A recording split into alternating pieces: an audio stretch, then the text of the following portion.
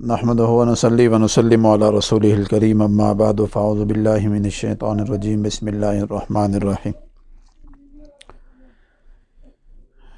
हमारा मौजू चल रहा है वीलाग के अंदर सूरह मुज़म्मिल। बाज़ हज़रात ये बार बार पूछ रहे हैं कि सूरह मुज़म्मिल की ज़कात क्या है। अच्छा, ये भी अमलियात के अंदर ये चीज़ है, बाकी चीज़ और के अंदर तो इसको नहीं माना जाता। ज़कात से मतलब ये है कि इसकी एक तादाद है जो बुज़ुर्गों ने निकाली है। इसका ताल्लुक़ कोई हदीस से, कुरान से नहीं है, तजर्बा है। तो तजर्बात की इजाज़त है, वो तजर्बा जो शरीयत से न टकराता हो। तो उस तजर्बे से अवामुन्नास को फ़ायदा हासिल हो, यानी इंसानियत फ़ायदा उठाती हो और नफ़ा हासिल होता हो, यानी वो तजर्बा करने से आपको फ़ायदा हो, नफ़ा हासिल हो जाए, ठीक है, तो आप उस चीज़ को यानी कर सकते हैं, इजाज़त देती है शरीयत आपको। तो बुज़ुर्गों ने जिन्होंने मुजाहिदे किए और रियाज़त की, तो अल्लाह ताला ने फिर जब उनके ऊपर इस तरह की कोई चीज़ें अपना इल्म खोला तो उन्होंने फिर तजर्बा किया कि सूरह मुज़म्मिल को कितनी तादाद में पढ़ा जाए तो बंदे के अंदर इसकी पावर, इसकी रूहानियत और अल्लाह ताला ने जो इसके अंदर ताकत और तासीर रखी है वो बंदे के अंदर मुंतकिल होना शुरू हो। अच्छा, बाज़ हज़रात का मैंने ये महसूस किया है कि वो छोटी छोटी बातों पे इश्काल करते हैं बिला वजह के। जिस तरह बाज़ कहते हैं मुवक्किलात नहीं होते, बाज़ कहते हैं जन्नात नहीं काम कर सकते, यानी आपके साथ काम नहीं कर सकते। बाज़ कहते हैं कि मुवक्किलात फ़रिश्ते हैं तो फ़रिश्ते तो सिर्फ़ इबादत के लिए हैं। इस तरह की चीज़ें अक्सर देखने को मिलती। तो मैंने अपने कुछ वीलाग जो पहले थे उनके अंदर ये ज़िक्र किया था कि हम जो पहली बात है अमल पढ़ते हैं तो उसमें रज़ा तो रब है, मकसूद हमारा अल्लाह ताला होते हैं कि अल्लाह ताला हमें हासिल हो जाएं। लेकिन क्योंकि हम इंसान हैं और बशरी तकाज़ों के अंदर हमें पल पल पे हमारी हाजात हैं, हमारी ज़रूरतें हैं, तो हमारी हाजात और ज़रूरतों को अल्लाह ने सबब के साथ जोड़ दिया है कि सबब इख्तियार करोगे तो वो पूरी हो जाए। जबकि वो पूरी जो होती हैं वो अमर से होती हैं, यानी अल्लाह ताला का अमर उस पर आता है तो फिर पूरी होती है। यानी मिसाल के तौर पर एक आदमी है, वो घंटा पहले ठीक ठाक होते, चल फिर रहा होते, लेकिन घंटे के बाद हो सकता है उसको ऐसा मर्ज़, ऐसा मामला उसके साथ हो जाए कि अब उसके ऊपर हाजत आ गई है कि भाई डॉक्टर के पास लेके जाओ। अब उसको हाजत ही है कि जो मर्ज़ उसके ऊपर लायक हो गया, चाहे दिल का है, दिमाग का है, जो भी मसला उसको हो गया, या नॉर्मल ले लें अगर उसको फ्लू हो गया, नज़ला ज़ुकाम हो गया, तो उसको अब मेडिसन की ज़रूरत पड़ेगी। हालांकि अल्लाह ताला चाहें तो बग़ैर मेडिसन के भी इसको शफा दे सकते हैं, लेकिन जो तरीक़ा है, जो सुन्नत है, जो एक रास्ता पता चला है इल्म के लिहाज से, शरीयत के लिहाज से कि आप सबब इख्तियार करें, तो जैसे इंसान सबब इख्तियार करते हैं तो उस सबब के अंदर अल्लाह ताला अपना अमर छुपाते हैं, शफा डाल देते हैं, बंदे का काम हो जाता है। बेआईन ही इसी तरह ये जितने भी आमाल किए जाते हैं, जो चिल्ला कशी की जाती है, जो रियाज़त और मुजाहिदे किए जाते हैं, ये बेसिक सबब इख्तियार किया जाता है। और इस सबब का दो फ़ायदे, एक फ़ायदा ये होता है कि अल्लाह ताला इंसान को अपनी ज़ात की तरफ राग़िब करते हैं। मिसाल के तौर पर एक आदमी वुज़ू करता है, नफल पढ़ता है, उसके बाद बैठ के कुरान मजीद की कोई भी वजीफ़ा, सूरत, तिलावत जब करना शुरू कर देता है, सूरह मुज़म्मिल ही पढ़ना शुरू, तो उसका रब्त रब के साथ हो जाता है। तो अब बेसिक तो ये पढ़ रहा है, अब सबब इख्तियार कर रहा है और सूरह मुज़म्मिल पढ़ेगा, अपनी हाजत के लिए दुआ करेगा, तो उसका वो काम बनना शुरू हो जाएगा। तो बेसिक काम तो रब बनाएंगे, लेकिन उसका यकीन होना शुरू हो जाएगा कि मैंने जो अमल किया, जो रियाज़त की, जो वजीफ़ा पढ़ा, जो मैंने सूरह मुज़म्मिल के ऊपर मुजाहिदा किया, अल्लाह ने इस मुश्किल से मुझे निकाल दिया। تو اس بحث میں پڑھنے کے بجائے ہمیں اپنے عمل پہ توجہ اور یقین کرنا چاہیے کہ تاکہ ہمارے مسئلے بجائے کسی اور سبب کے پڑھنے پڑھانے کے سبب سے حل ہو جائے. جس طرح اللہ تعالیٰ نے قرآن مجید میں بھی فرمایا نا، یا ایھا الذین آمنوا اصبروا وصابروا، کہ یا اے ایمان والو صبر کرو، کس کے ساتھ؟ اور نماز کے ساتھ مجھ سے مدد مانگو. نماز کے ساتھ یعنی اللہ تعالیٰ سے مدد مانگی جاتی. تو وظائف کے اندر بھی پھر اسی طرح اللہ تعالیٰ نے قرآن مجید میں ایک اور جگہ بھی فرمایا کہ مجھے اچھے اچھے ناموں سے یاد بھی کرو. ٹھیک ہے، تو اب ان چیزوں کے پڑھنے سے انسان رب کی طرف متوجہ ہوتا ہے. اور ہاں،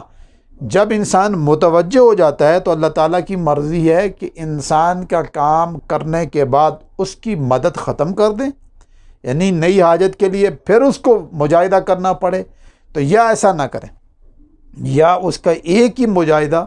اتنی قبولیت والا ہو جائے کہ وہی مجاہدہ اس کے سارے کام کروا دے. تو ہماری عملیات کی فیلڈ کے اندر بھی یہی بات ہے کہ کسی ایک چیز کے اوپر اتنی مجاہدہ اور مشقت کر لینی چاہیے کہ آپ کا وہی وظیفہ، وہی عمل آپ کا اسم اعظم بن جائے، اور اس کے بعد آپ صرف چند منٹ، چند لفظ، یعنی وہ اپنے منہ سے وہی وظیفہ چند دفعہ دہرا دیں اور آپ کا کام ہو جائے. تو ہمارا جو موضوع تھا وہ ہے سورہ مزمل. پچھلی دفعہ بھی میں نے کہا تھا بعض لوگ اس کے بادشاہ اور اس کے موکلات اور اس کے جو خدام ہیں ان کی پوری ایک ریاضت لمبی چوڑی کرتے ہیں. تو میری درخواست ہے کہ آپ عمل کو اللہ کی رضا کے لیے کریں، اور جو بزرگوں کے تجربات آپ کو بتا دیے ان کو زندگی میں ایک دفعہ گزار دیں. بس اس کے بعد اللہ کی مرضی ہے وہ آپ کے ساتھ جس طرح کا بھی کام کر دیں. چاہے اللہ تعالیٰ آپ کے ساتھ فرشتہ جوڑ دیں، جنات جوڑ دیں، موکلات جوڑ دیں، کچھ بھی نہ جوڑیں. ٹھیک ہے، کچھ بھی نہ جوڑیں، صرف اپنی ہی نگاہ کی طرف متوجہ کر دیں، تو اس سے بڑا تو کمال ہی کوئی نہیں. تو آپ عمل ہمیشہ اس نیت سے پڑھیں کہ یا اللہ آپ ہمارے بن جائیں، ہمیں اپنا بنا لیں، اور ایسا ہمارے اوپر اپنا نظام متوجہ کر دیں کہ ہم جہاں تو جہاں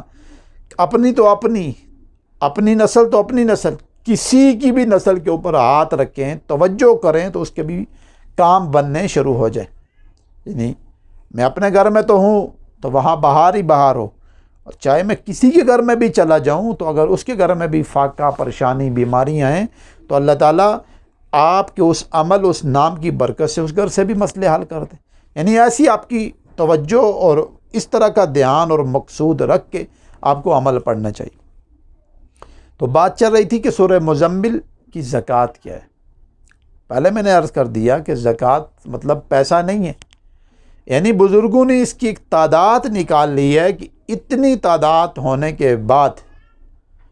اتنی تعداد نکالنے کے بعد، یعنی پڑھنے کے بعد، اتنے دن مجاہدہ کرنے کے بعد وہ تاثیر، وہ طاقت اللہ تعالیٰ انسان کے قلوب میں، انسان کے وجود میں منتقل کر دیتے ہیں کہ وہ پھر کسی کے لیے دعا کرتا ہے، اپنے لیے دعا کرتا ہے، نظر رکھتا ہے، کسی کے اوپر اپنا ہاتھ رکھتا ہے یا ہاتھ اٹھاتا ہے تو اللہ اس کی مراد پوری کر دیتا ہے.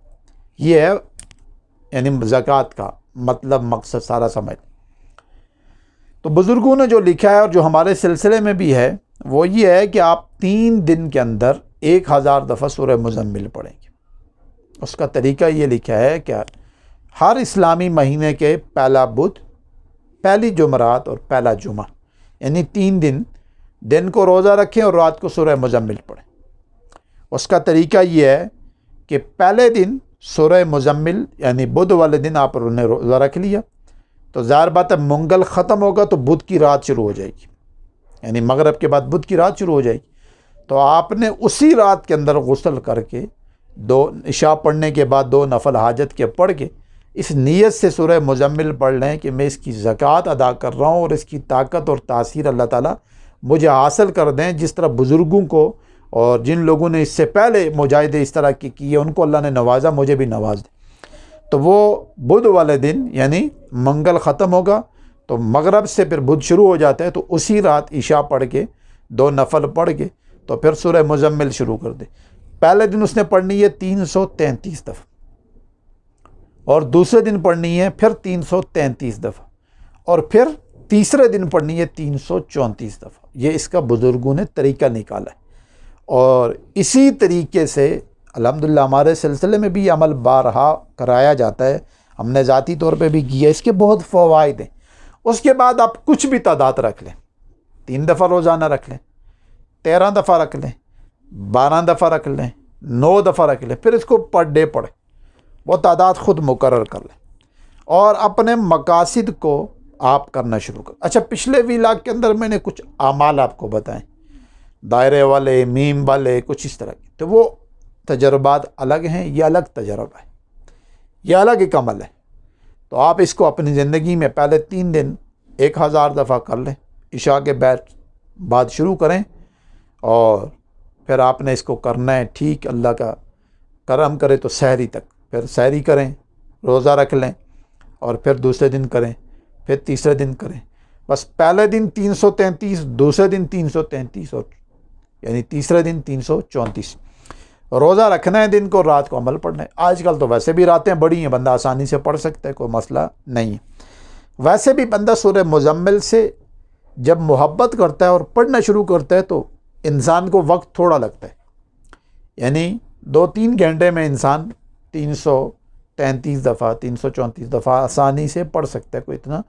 پرابلم اس کو نہیں آتی۔ بس شوق کی بات ہے، جتنی محبت ہوتی ہے قرآن مجید سے، کلام اللہ سے، اور بار بار پڑھنے سے، اس کو نفع ہی نفع حاصل ہوتا۔ میں نے بعض بزرگوں کو دیکھا ہے وہ کوئی عمل نہیں کرتے، ہر وقت سورہ مزمل ہی پڑھتے ہیں۔ اچھا، وہ سورہ مزمل جب پڑھتے ہیں تو اس میں ساری چیزوں کا سب نیتیں کرتے ہیں، دنیا کی بھی نیت کرتے ہیں، آخرت کی بھی نیت کرتے ہیں، خاتمہ ایمان کی بھی نیت کرتے ہیں، جنت کی بھی نیت کرتے ہیں، دنیا میں جتنی بھی ضروریات ہیں، گھر ہے، کاروبار ہے، گاڑی ہے، اچھا مکان ہے، صحت ہے، اور مال و دولت ہے، اور پرسکون زندگی گزارنا، تو یہ ساری نیتیں کر کے وہ صرف ایک ہی دفعہ سورہ مزمل پڑھتے رہتے، تو وہ ساری چیزیں اللہ تعالیٰ سورہ مزمل سے ہی ان کی وہ فرمائشیں، وہ ضروریات، وہ مقاصد، وہ ساری چیزیں پوری کرتے رہتے۔ تو یہ اس کا ایک بہترین طریقہ ہے، اس کی زکوٰۃ نکال لیں، اور اس کے بعد اس کو اپنی ہی مرضی کے مطابق، بس ایک بات ذہن میں رکھیں، پہلے دن یعنی زکوٰۃ نکالنے کے بعد جو تعداد آپ رکھ لیں، اگر 12 دفعہ تو پھر ساری زندگی 12 ہی رکھیں، کم نہیں ہونی چاہیے۔ اور وظیفہ اس وقت کام چھوڑ دیتا ہے جب آپ کبھی پڑھتے ہیں کبھی نہیں پڑھتے، کبھی تعداد پوری کی کبھی نہ کی، تو اس سے پھر اس کی مزہ نہیں رہتا، پھر اس کی وہ جو اللہ کی مدد ہوتی ہے اس میں وہ یعنی آپ کے ساتھ جڑتی نہیں ہے، وہ مدد کم ہو جاتی ہے، توجہ نہیں رہتی آپ کی۔